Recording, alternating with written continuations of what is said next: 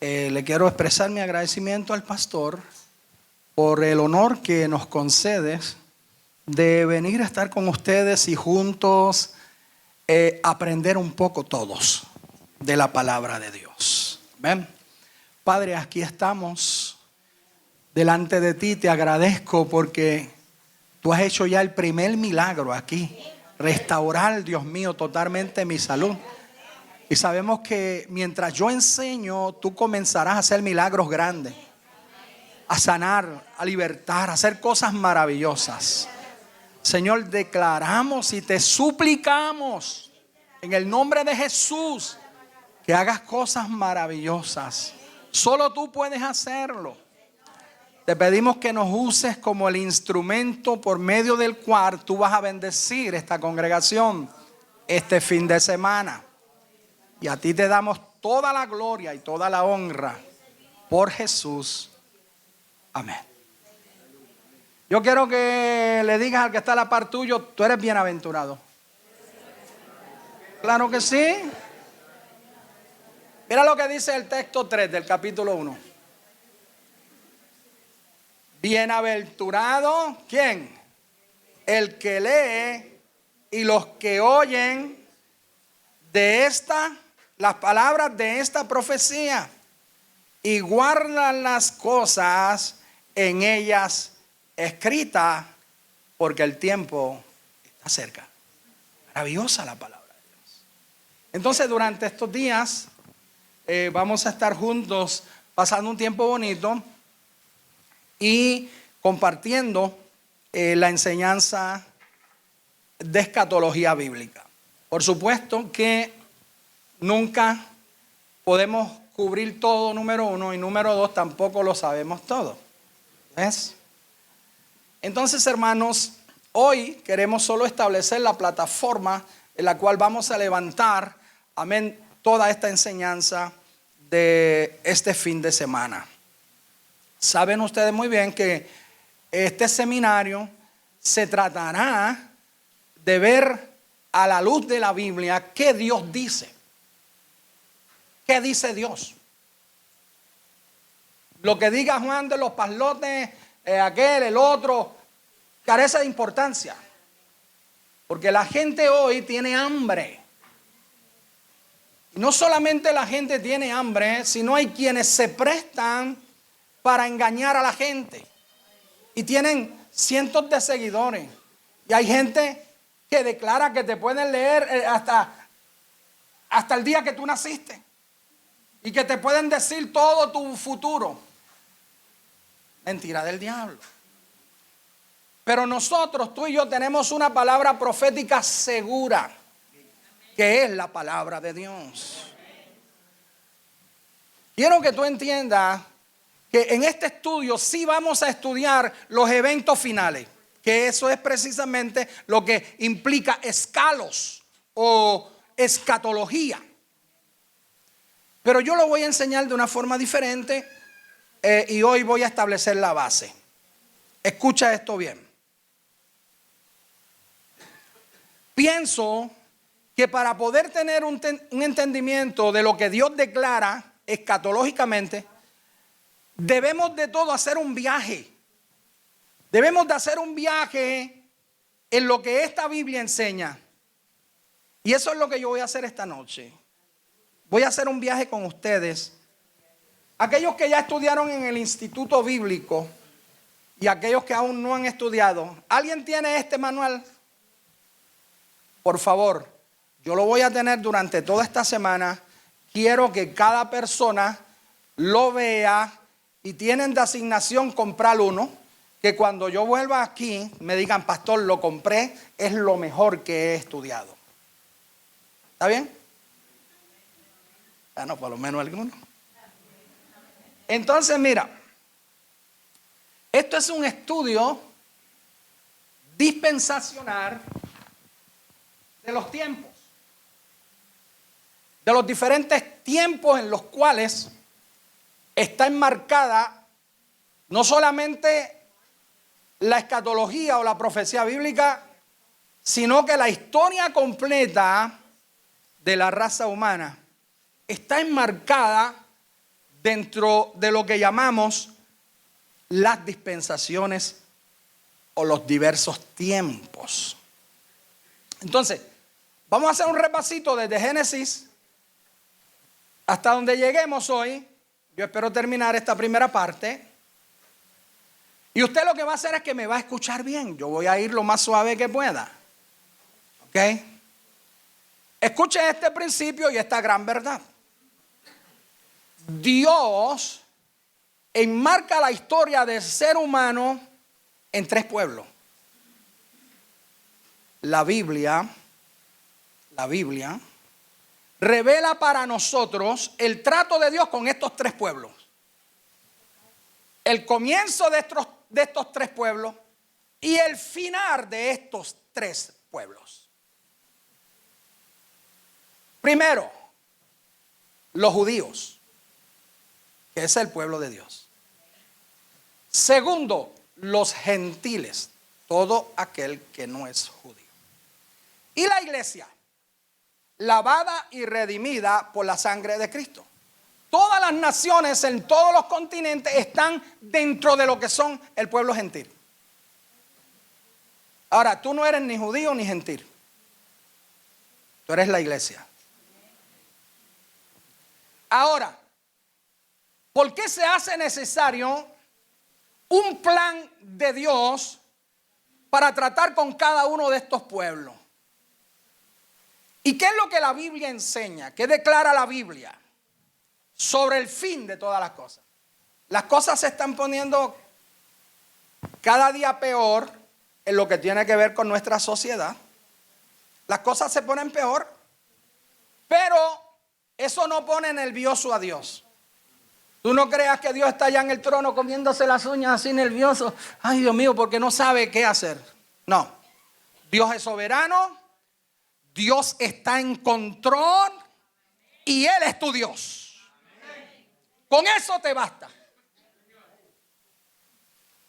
Entonces, hermanos, lo que pasa a nuestro alrededor, todos esos ruidos que suenan, todos esos cambios en nuestra sociedad, los males sociales, el crecimiento de sectas, pues simplemente eso se está dando dentro de esta historia que nos ha tocado vivir a nosotros. Y eso únicamente está gritándole a la iglesia: no te pongas nervioso, no te desesperes, yo estoy contigo. Estos son señales de mi venida.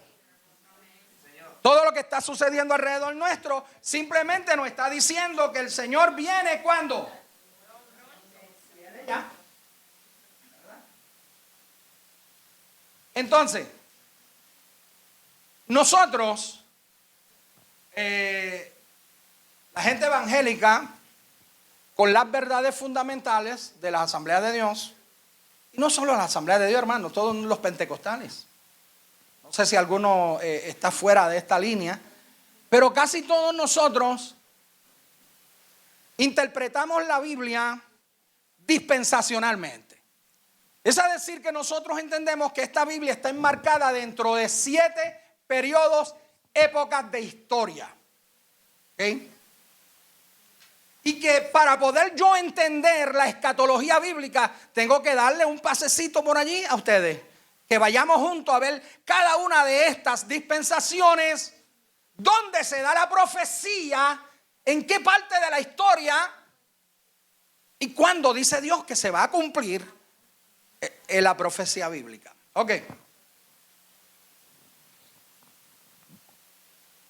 Comienzo con ustedes diciéndole, ¿tienen un trípode? Tal vez pueda yo utilizarlo un poquito, en lo que voy.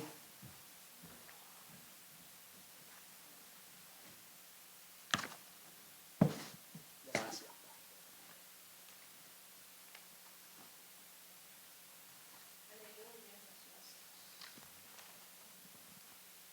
Muy bien.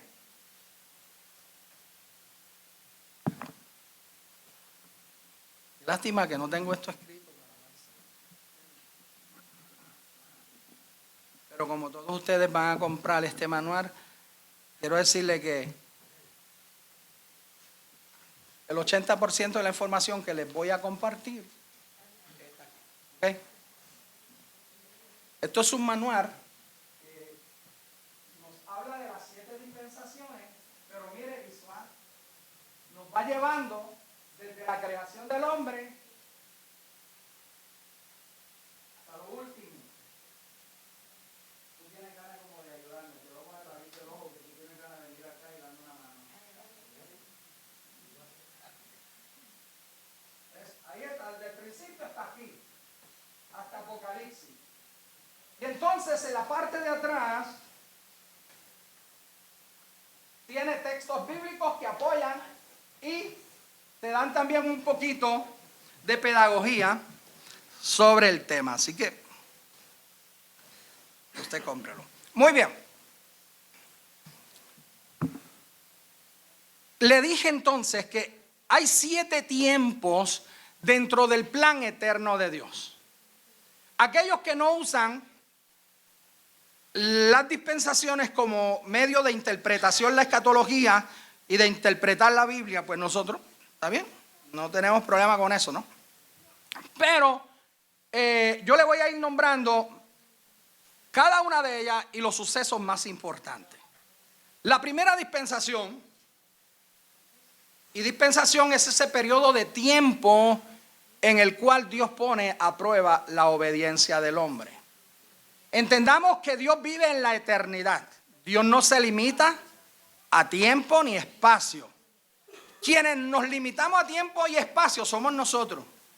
Y para nuestro entendimiento, entonces Dios se manifiesta de una forma en que nosotros podamos entender lo que Él nos quiere decir con exactitud. Entonces miremos las 7 dispensaciones. Número 1, inocencia. Inocencia es el orden de Dios establecido en la tierra al crear la primera pareja. El plan de Dios fue y es crear la primera pareja, santos, sin pecado, y que esta primera pareja tuviera la capacidad de reproducir otros iguales a ellos, santos y sin pecado. Y que formaran una nación de hombres y mujeres santos, sin pecado, que respondieran a la santidad de Dios y que tuvieran una relación con Dios. No había pecado. Todo sería hermoso. Y cada persona seguiría reproduciendo seres maravillosos, santos, sin pecados, sin defectos. Hubiera sido excelente. Ahora, la Biblia revela entonces que Satanás no le gustó la idea, porque él nunca quiere que tú seas feliz.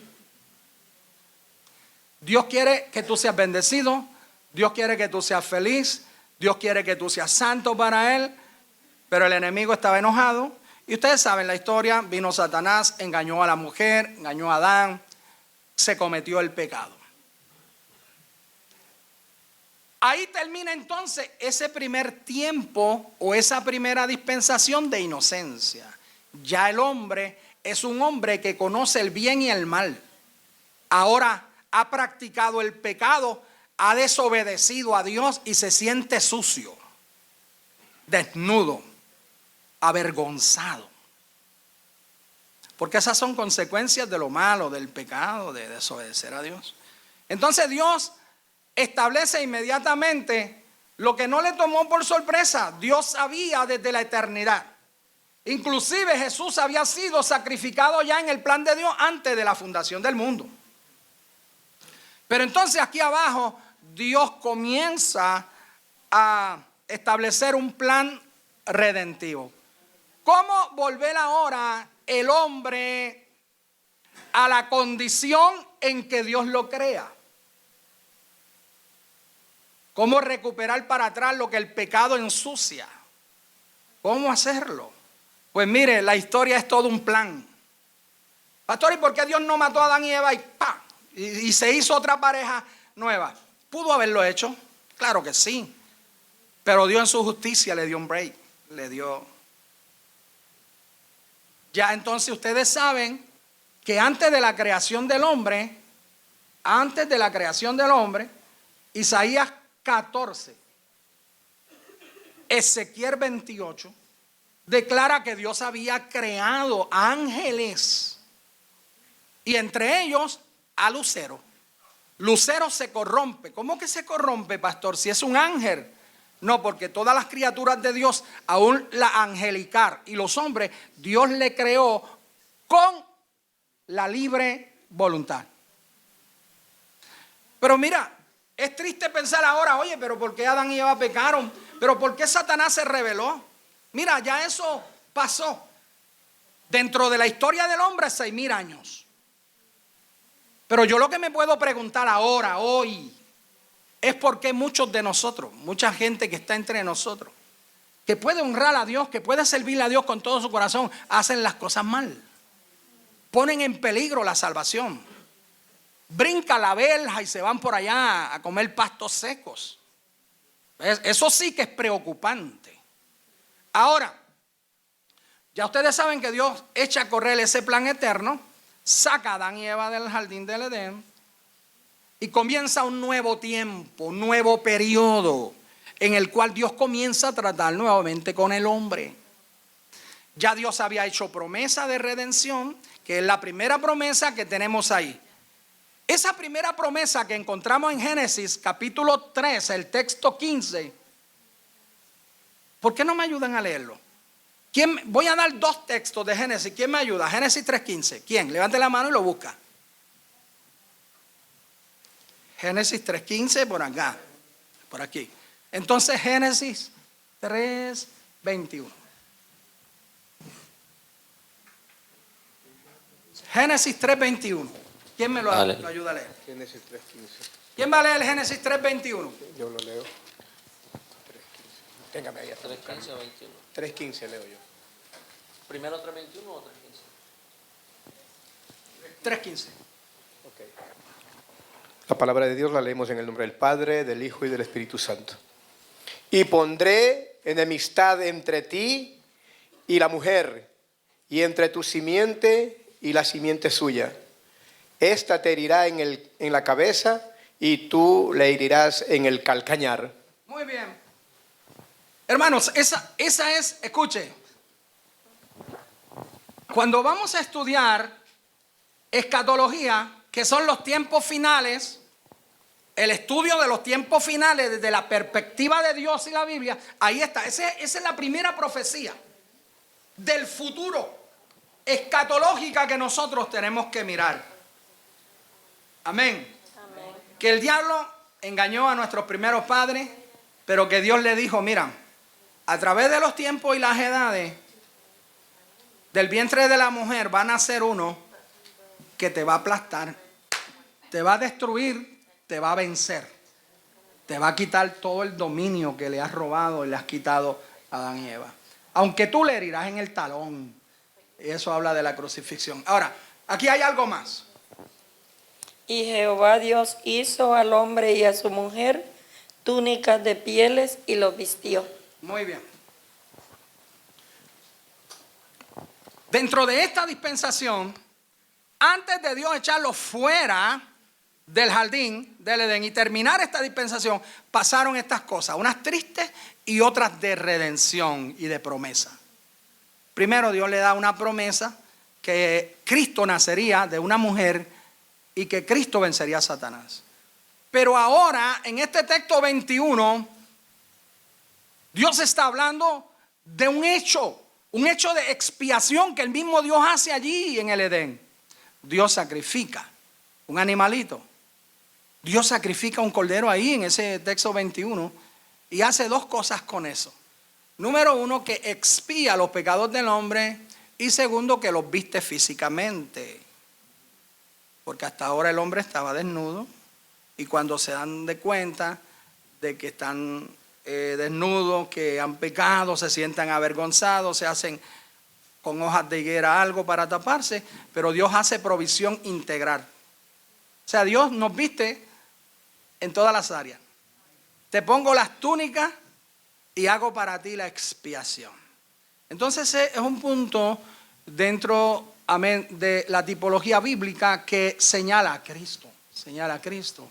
Y no solo, hermanos, señala a Cristo, quien será y quien sería 4000 años después el Cordero sacrificado para vestirte a ti, salvarte, redimirte y darte vida eterna.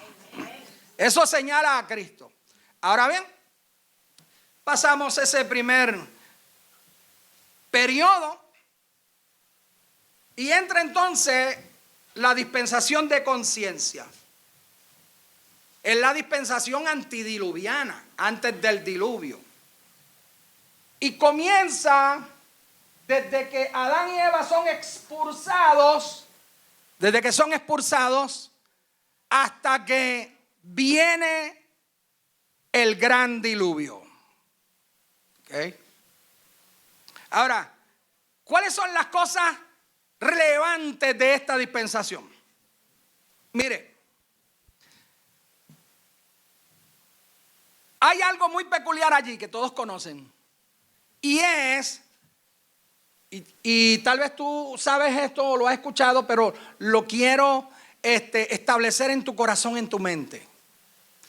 Aquí, en esta segunda dispensación, y si escatología le dije que es el estudio de las cosas de los últimos tiempos, vaya pensando en lo que le estoy diciendo en este momento y luego lo vamos a armar como un rompecabezas. ¿Dónde comenzó el culto sustituto? El culto falso. El culto incorrecto.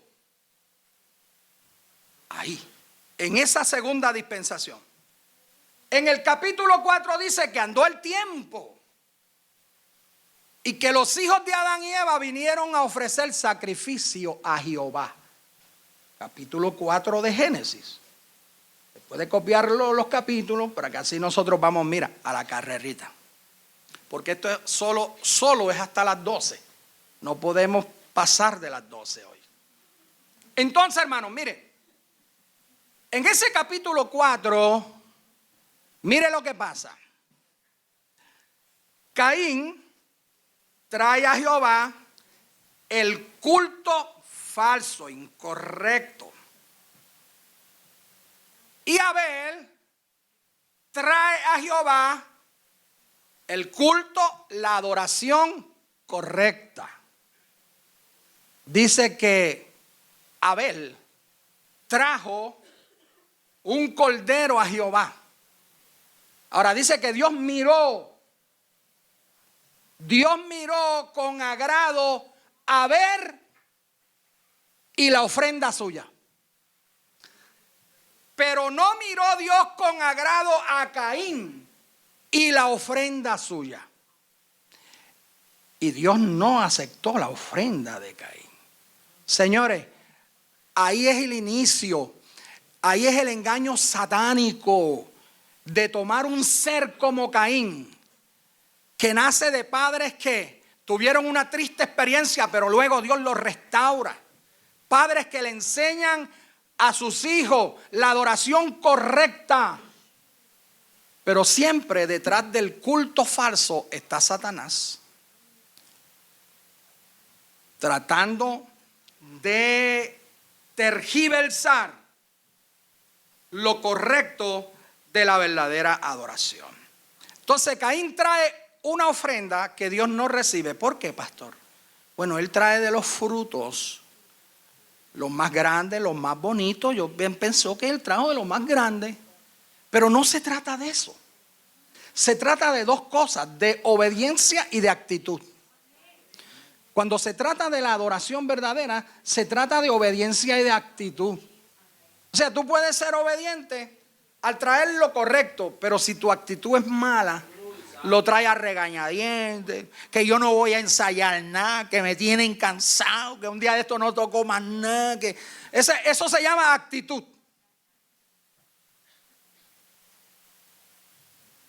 Y nosotros sabemos que Cristo pagó el precio por nosotros. Pero aquí en el reino de Dios tenemos que nosotros pagar un precio para la excelencia. Entonces, hermanos, Caín trajo acá en un idioma muy boricua lo que le dio la gana. Porque Dios había establecido en Génesis 3:21 la verdadera adoración y el verdadero sacrificio. ¿Por qué? Porque sin derramamiento de sangre no hay remisión de pecado. Entonces Caín a lo mejor trajo lo mejor de la fruta, pero trajo lo incorrecto. Y no solamente trajo lo incorrecto, lo trajo bajo una influencia del mismo diablo. Entonces ahí en Génesis capítulo 4 comienza el culto falso. Luego se le llamó el culto babilónico. Luego se le llamó el culto, amén, adúltero, la gran ramera. Y ese culto, escuche, ese culto falso que comenzó con una influencia satánica en la mente de Caín y que hizo que Caín hiciera lo incorrecto porque quiso adorar a Dios a su forma y manera. Eso es un espíritu. Es el culto babilónico. Y ese culto babilónico que surge allí con Caín. Amo a Dios o quiero a Dios, pero va a ser a mi manera. Entonces, hermanos, mira, la mayoría de la gente postulan amar a Dios, pero muy diferente a lo que dice la Biblia. Entonces, escuche bien, porque ahí es donde tiene su origen el culto falso. Claro, ahorita vamos a ver dónde este culto toma más fuerza a las naciones del mundo. Pero, hermano, Dios le dio a Caín, como siempre lo hace en su amor, una oportunidad maravillosa. Porque el hombre no tan solamente lleva la adoración, el culto falso, sino que ahora, mirando que Dios aceptó la ofrenda de su hermano y la de él no.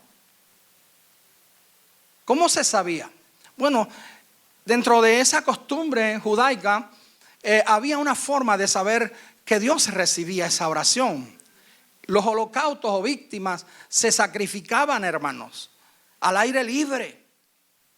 Y cuando alguien quería adorar a Dios, o el sacerdote quería adorar a Dios por una familia o por todo el pueblo judío, la señal de que Dios aceptaba esa ofrenda es que el humo subía en forma vertical. Entonces eso es milagro, porque nadie puede producir un milagro así. Póngase usted a hacer una fogata y usted verá que sube un poquito y luego comienza a irse verticalmente, izquierda, derecha, atrás. ¿Sí o no? O sea, que lo único que podía intervenir allí para que el humo subiera así, mire, derechito, era Dios desde el cielo diciendo: estoy recibiendo esta ofrenda, estoy ofreciendo esta adoración. Pero cuando llegó el de Caín, el humo hizo verticalmente, se fue a los lados. Y el hombre se llenó de coraje. Esto no habla de gente que tienen ese culto sustituto. Gente que adora de formas distintas. Gente que adora a sus formas y maneras. Y como no han nacido de nuevo, todo es una religión. Tratan de servir a Dios dentro de su culto, pero no tienen al Dios del culto. Entonces el hombre lo que hace es que se enoja contra su propio hermano. Aquí nadie se enoja así, ¿verdad? ¿Ah? Sí, porque yo conozco a algunos pentecostales que se enojan con los hermanos. Gracias a Dios que estoy en el norte. Y eso nos da dirección. Pero aquí no hay nadie así que estamos bendecidos. Entonces, hermano, en esa dispensación surge el culto falso. ¿Okay? Y no se arrepiente y nunca se arrepintió Caín. ¿Y cómo terminó esta dispensación? Pues mire, Siguen los hombres multiplicándose. Toda la historia usted lo sabe. Pero quiero entonces ahora que leamos 2 textos más. ¿Quién me va a ayudar? Génesis 5:24. Venga aquí al micrófono y léamelo. ¿Quién lo va a hacer? Génesis, capítulo 5, texto 24. Por favor, hermana querida. Caminó pues Enoc con Dios y desapareció porque le llevó Dios. Ok, ahora ¿quién me puede leer Hebreos capítulo 11 en el texto 5? Es el complemento de ese texto. Mira cómo dice, por la fe Enoc fue traspuesto para no ver muerte. Y no fue hallado porque lo traspuso ¿quién? Dios. Y antes de que fuese traspuesto, tuvo testimonio de haber agradado a Dios. Amén. Entonces, esto es otro punto que tenemos que mirar en el estudio escatológico. Porque aquí hay una tipología de lo que pronto va a suceder. Sí. ¿Qué pasó luego del capítulo 5 de Génesis? En el capítulo 7, 8 y 9. Ahí está la historia de Noé. Y en el capítulo 9, ¿qué pasó? El juicio.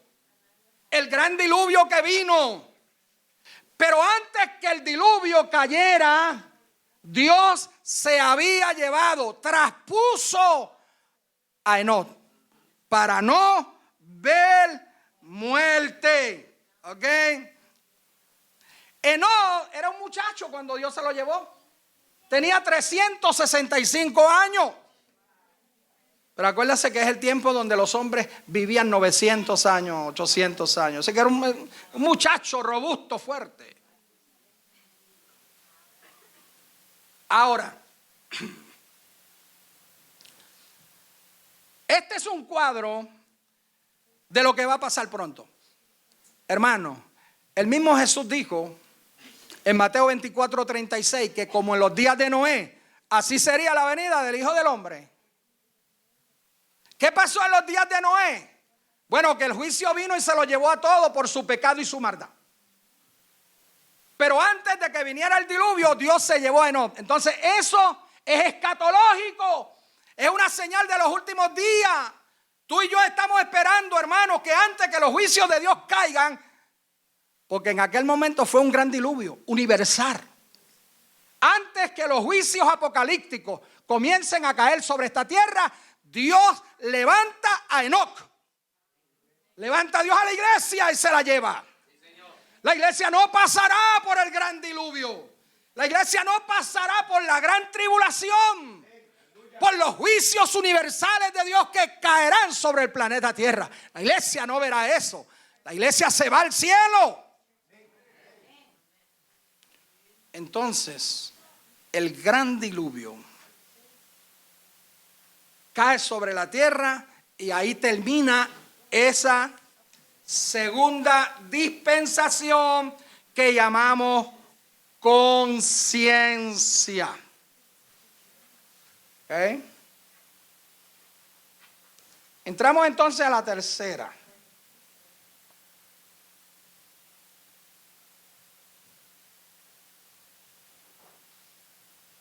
Tercer tiempo es el postdiluviano, después del diluvio, que conocemos como gobierno humano.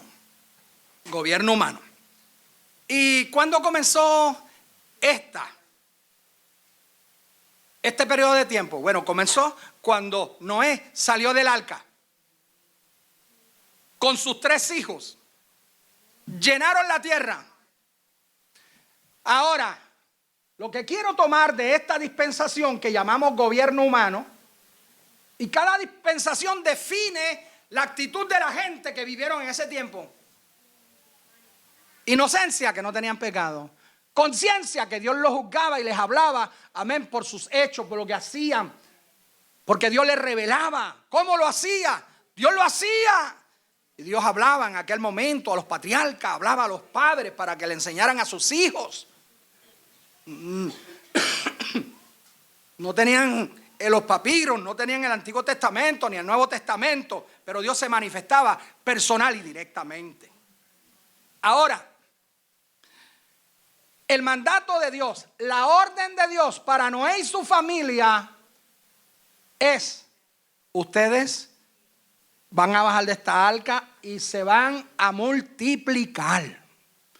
Yo quiero que ustedes llenen la tierra y la subyuguen. Pero entonces vemos algunos acontecimientos dentro de este periodo de gobierno humano. Y ya estamos en el capítulo 11 de Génesis, cuando encontramos un hombre llamado Nimrod. Un hombre llamado Nimrod que fue más fuerte que sus hermanos y trató de imponer su voluntad y su gobierno. ¿Cuántas mitologías del griego han salido de esto? Yo no voy a entrar en eso. Decimeri, Tamuz, no. El asunto, mis queridos hermanos, es que este hombre se apodera de todo, de la voluntad. Era un poderoso cazador, era temible. Entonces este hombre dijo: vamos a hacer aquí una torre que llegue al cielo. Y vamos a hacernos de un nombre y aquí nos vamos a quedar. Pero mira, Dios dijo que te esparza, que llenes la tierra. Pero en plena rebeldía contra Dios.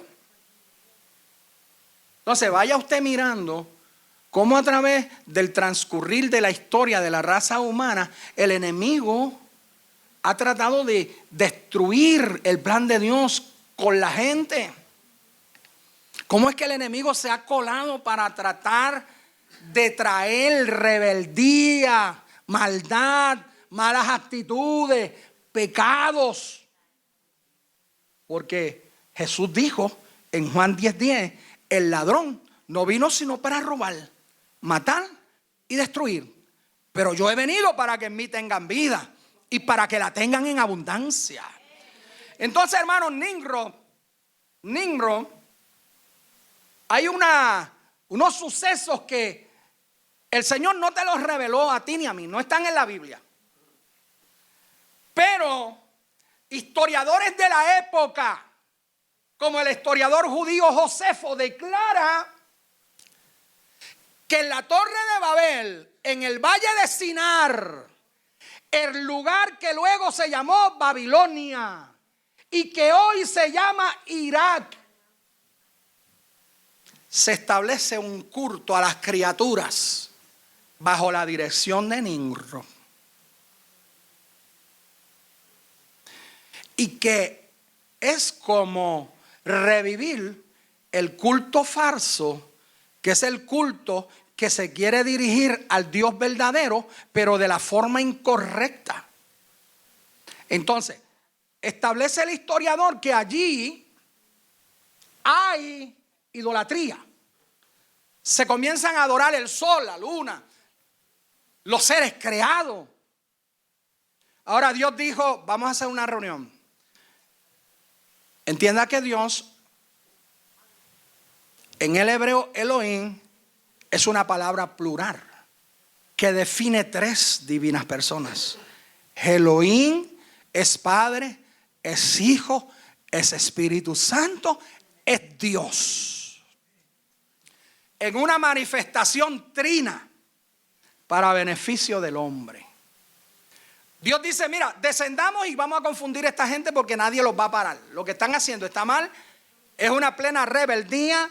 Vamos a descender y le vamos a tirar abajo esto que están haciendo.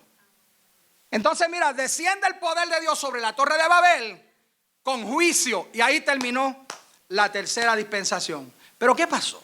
Bueno, ahí surgió el milagro de los idiomas. Dios comenzó a impartir ahí mismo, capítulo 11, diferentes idiomas. Y los que se entendieron se fueron a un lugar, y los que se entendieron a otro lugar. Los que hablaban en chino se fueron para allá, los que hablaban español para allá, los de inglés para acá, todos los idiomas. Y ahí entonces hay una dispersión de ese grupo, y donde quiera ellos fueron, establecieron pueblos, ciudades, naciones, y la tierra comenzó a llenarse. Ahora, termina la tercera dispensación y comienza la cuarta. La cuarta dispensación es la dispensación de la promesa. Y esta dispensación comienza en el capítulo 12 de Génesis, cuando Dios llama a Abraham. Y una de las cosas que Dios nos revela es lo que surgió antes del capítulo 12. Oye, encontramos a Abraham siendo un gentil, un hombre que sus padres hacían, tallaban dioses que eran idólatras. ¿Y de dónde surgió, pastor? Surgió de allí, del capítulo 11 del Génesis. Y Dios le hace un llamado especial. Quiere decir que después de la Torre de Babel la gente estaba confundida. Aparentemente no había gente que amaba a Dios de la forma correcta. Y Dios entonces llama a Abraham. Y cuando Dios llama a Abraham en el capítulo 12, le hace promesas. Pero entre una de esas promesas es: voy a hacer de ti una nación fuerte y grande. Parecía, humanamente hablando, ilógico, porque la vieja tiene muchísimos años, la vieja es estéril, y Abraham entonces, ¿cómo va a ser el asunto? Hasta yo estoy viejo ya. Pero lo de Dios es sobrenatural, es milagroso. Entonces todos ustedes conocen la historia de lo que Dios hizo. Ahora, Dios le dice a Abraham: a ti te voy a bendecir, a la nación que va a salir de tus lomos la voy a bendecir, a ti voy a engrandecer tu nombre, y tú y tu descendencia bendecirán todas las familias de la tierra. Y Abraham, el que bendiga tu simiente, yo lo voy a bendecir, y el que te maldiga lo voy a maldecir. Por eso es que nosotros bendecimos al pueblo de Israel y oramos por la nación de Israel.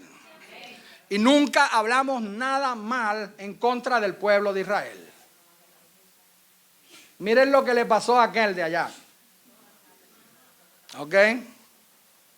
Y el otro está en problemas grandes. Entonces, hermanos, ahora vemos el desarrollo de la historia crece más. Primero Dios le dijo a Eva, de tu vientre, del vientre de una mujer como tú, va a salir el Mesías.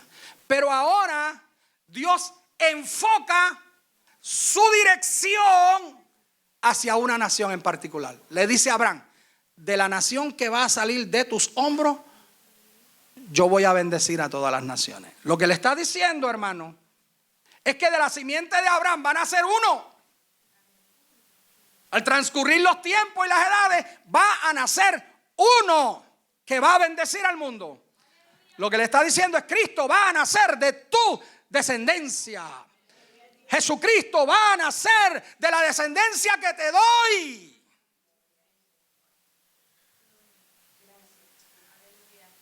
Ahora, cuando miramos ahora mismo el conflicto árabe-israelí, la pelea, el fuego que ahora mismo nosotros oímos, vemos en las noticias allí en el Mediano Oriente.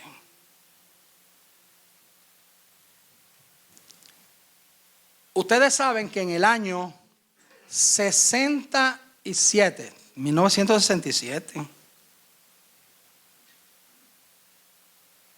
en la guerra de los 6 días, Israel avanzó, peleó contra 5 naciones del Mediano Oriente y las venció a todas. Y tomó a Jerusalén como capital. Pero hubo intervención de Rusia, de Egipto. Por favor, Israel para, y le piden a Estados Unidos que le diga a Israel que pare ya porque va a masacrar a todos. Israel para en su lucha y hay un pequeñito terreno que iban conquistando y pararon y no lo conquistaron. La Franja de Gaza. Palestina. Y ahora ellos están ahí. En los gobiernos pasados, tanto de Estados Unidos como del mundo, mucha gente y muchos gobernantes le dieron la espalda a Israel. Pero parte de Jerusalén, está ocupada por estos árabes. Y ahí ellos tienen su templo sagrado, la mezquita. Pero en ese mismo lugar, es el lugar, el mismo, que Ciro en el año 70 destruyó, tiró al piso el templo que los judíos con la ayuda de Herodes habían levantado. Entonces aquí hay un conflicto, hermanos, tremendo en el Mediano Oriente ahora. Y todo surgió por el error de Abraham y de Sara.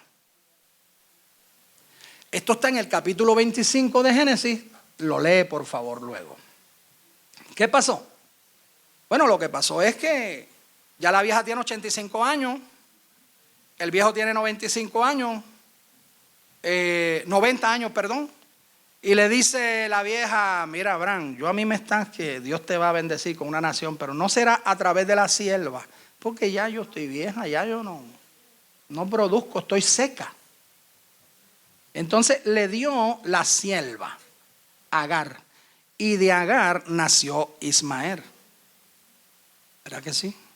Pero Ismael no era el hijo de la promesa. 13 años después nació el hijo de la promesa. Debe de esperar un ratito. Entonces, por no esperar ahora, le nació un Ismael ahí que ha sido...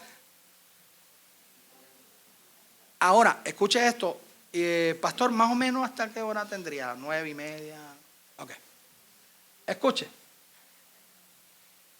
En el capítulo 25, ahí, nos habla de que este hijo llamado Ismael tiene 12 hijos y son los 12 príncipes de la nación árabe.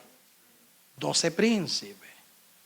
Y no solamente son 12 príncipes, sino que Ismael fue el primero que nació y por ende era el primogénito. Oh, pero no era el hijo de la promesa. Entonces, con quien Dios iba a tener tratos, con quien Dios hace un pacto, es con el hijo de la promesa, con la descendencia de Abraham y de Sara, la viejita, con Isaac. Ahora, vaya pensando en esto para que usted vea por qué ahora mismo hay una religión que crece vertiginosamente, el Islam. Y ellos reclaman paternidad de Abraham, primogenitura de Abraham, y que el pueblo judío es el impostor. Entonces, todos los que tienen una filosofía del islamismo, lo que quieren ver aplastado a Israel, que para la mente de ellos es impostor y que el verdadero es Ismael. Pero para Dios no. Dios es el que hace pactos y cumple sus pactos. Dios es el que hace promesas y cumple sus promesas. ¿Quién era mayor, Esaú o Jacob? Esaú. Pero a Dios le plació escoger a Jacob. ¿Por qué? Porque Él es soberano, hace como Él quiere y no le pide permiso a nadie. Pero eso es Dios, no usted. Entonces, hermano, ya nos vamos enfocando en mirar tantos conflictos que hay en este mundo. Precisamente los errores de Abraham y de Sara le costaron y le están costando mucho hoy. Amén, al pueblo de Dios. Hago un paréntesis. En esta dispensación de la promesa nace el pueblo de Israel. Y el paréntesis es, hermano, la iglesia no es el Israel de Dios. Escuche. La iglesia no es el Israel de Dios, hermano. Tampoco es sustituto de Israel, hermano.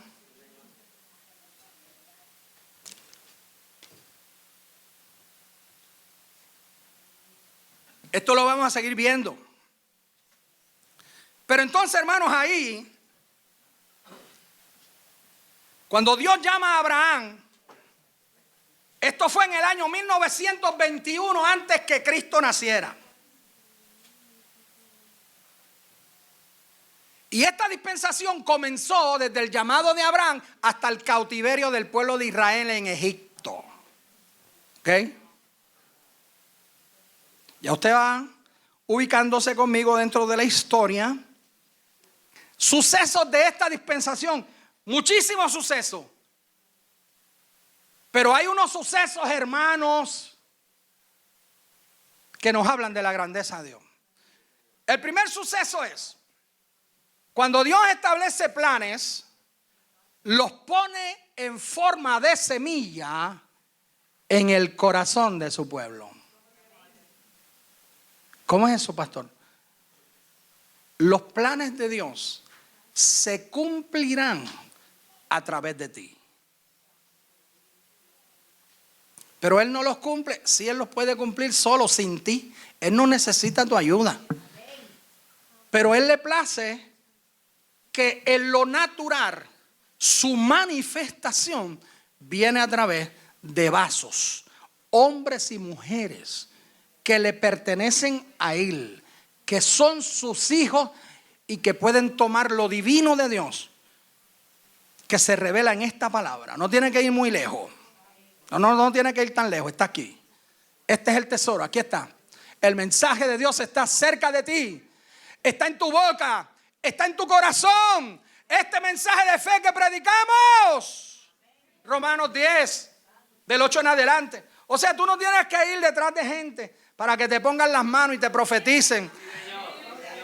Y que te digan, así dice Dios, vas a hacer esto y vas a hacer lo otro. Y hay gente que le encanta que le profeticen. Bueno, si Dios me quiere dar una profecía, pues amén. Pero tiene que ir en línea a la palabra de Dios. Tampoco me voy a estar moviendo por lo que el profeta me dijo. Le doy las gracias con todo mi corazón, pero lo que él dijo, si es verdad, se va a cumplir sin que yo empuje las puertas. Amén. ¿Por qué no le da un aplauso al Señor? Entonces ya Dios había dicho que era en Abraham. Y ahora Dios comienza a tratar con los hijos de Jacob, con José. La historia de José es hermosísima. Desde el capítulo 36 de Génesis, comience a leer ahí hasta el capítulo 45. Lea todo eso que te va a quebrantar, te va a hacer llorar.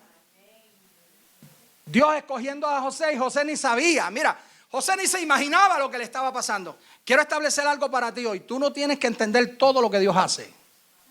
No lo tienes que entender, solo tienes que creerlo. No lo entiendo, pero lo creo. No lo entiendo, pero si el Señor lo dijo, yo lo creo. Porque tengo fe para creer. ¿Y qué es fe? Fe es la plataforma. Si Dios no lo dijo, yo no lo creo. Pero si Dios lo dijo, yo tengo fe para creerlo. Pero no lo ve, no lo tengo que ver. Pero no lo siente, no lo tengo que sentir. Fe es creerlo, aunque no lo sienta, aunque no lo vea. Pero si Dios lo dijo, es tuyo.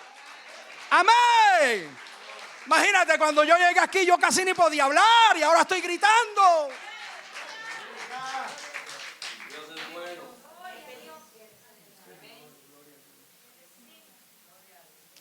Entonces, Dios trabaja con José. José no lo entiende, los hermanos lo quieren vender, lo quieren matar, lo meten a la cisterna, lo venden como un mísero esclavo. Llega a Egipto, en la casa de Potifar Dios lo bendice. ¿Sabes que el plan de Dios era usar a José? ¿Y tú sabes lo que revela la vida de José? Un muchacho que guarda su corazón. Muchacho que guarda su corazón para Dios, como Daniel, que guardó su corazón. Entonces, hermano, allá en Egipto Dios comienza a bendecirlo. La esposa de Potifar, ya ustedes saben, siempre los hijos del enemigo se levantan. Siempre vemos al diablo ahí, tras bambalinas, lo vemos por ahí tratando de crear mala influencia.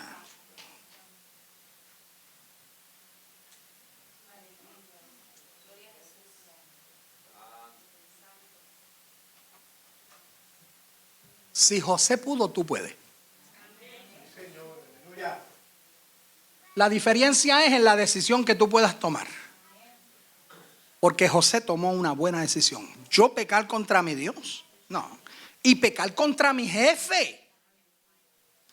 Esto no es parte de la conferencia de escatología, pero ama a tu jefe. Respeta a tus jefes. Deja de estar hablando mal de tus jefes. Entiéndelos, ámalos. Si trabajas ahí, ya trabajas ahí, ¿te vas a ir del trabajo? Pues vete. Pero si no te vas a ir, respeta, honra, ama y ora por el jefe. Que Dios te ponga amor por él, porque es un alma de salvación. Y para que tú puedas trabajar contento en la empresa que Dios te ha puesto, porque ese trabajito te lo dio Dios. Muy bien. Entonces José llega allí, la mujer quiere que él desobedezca a Dios, peque contra Dios, adultere, fornique con ella. Y miren lo que pasó. José dijo, mejor me voy corriendo aquí, patitas, ¿para qué te quiero? Yo me voy. Y ella le dice a su esposo, mira, este hombre trató de abusar de mí, trató de violarme. Es más, mira, yo grité y hasta la ropa dejó. Pero Dios sabía que era calumnia, que era una obra de Satanás, para tratar de parar lo que Dios tenía con José, los sueños de José y lo que Dios quería hacer. Bueno, lo meten preso. Llegó a Egipto a los 17 años. Después de 13 años de estar en Egipto, a veces contento y a veces sufriendo, en la cárcel lo pusieron de jefe. Era un hombre que todo lo que tocaba a Dios lo bendecía. Y que todo lo que pisaba Dios lo bendecía. Era un hombre extraordinario.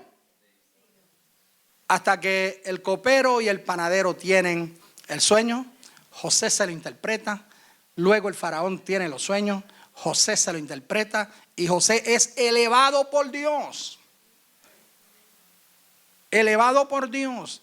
¿Por qué tú crees que el copero no se acordó de José? Le dice José al copero, mira hijo, cuando tú salgas de esta cárcel, por favor, acuérdate de mí. Pero tú, amnesia, hasta el momento exacto y preciso. Cuando el faraón tuvo el sueño, entonces el copero se acordó, espérate. No mandes a matar a los sabios, muchachos. Si aquí hay un hombre que te puede bendecir, te puede dar la interpretación. Ahí viene José. José es elevado por Dios al segundo. Y ahí entonces comienza la provisión de los 7 años de abundancia. Y después de esa historia llegan 70 personas a Egipto. Y allí nace la nación de Israel. ¿Por qué nace la nación que iba a parir al mundo al Mesías? En Egipto. Egipto era la primera potencia mundial. La primera potencia que se ve dentro de la historia de la Biblia fue Asiria. Pero Egipto la superó, era más fuerte. Entonces Dios permitió que su niña, su hija, el pueblo de Israel naciera bajo la cobertura y el cuidado de una nación tan poderosa como Egipto. Israel, toda la familia de Jacob vivía en Palestina. Allí en Palestina, en todas esas tierras de Canaán, lo que vivían eran bárbaros que se dedicaban a asaltar, a matar, a quitar las cosechas de la gente. Entonces, mis queridos hermanos, Dios le permite, bajo la cobertura y el cuidado de Egipto, que nazca la nación de Israel, que pariría al mundo, al Mesías, a Jesús. O sea, todo tiene un plan. Ahí entonces, hermanos, nace la primera nación que Dios había prometido al mundo.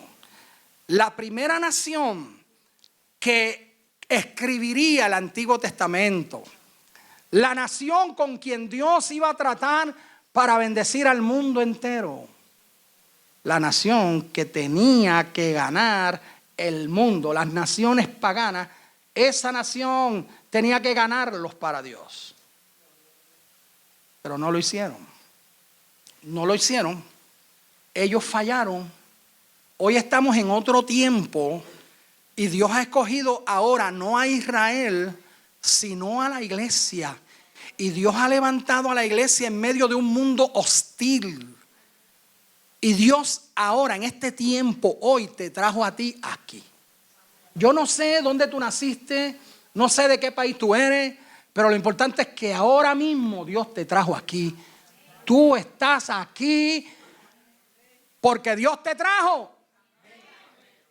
Te estableció como su pueblo.